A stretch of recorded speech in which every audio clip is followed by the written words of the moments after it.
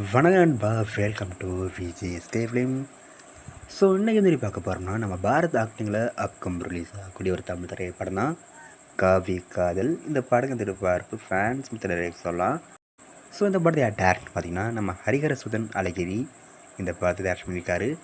இந்த படத்துக்கு star cast பார்த்திங்கன்னா நம்ம பாரத், பாலசரவன், சான்வி மேகனா மற்றும் பல தமிழ் ஸ்டார் காஸ்ட் இந்த படம் நடிச்சிருக்காங்க.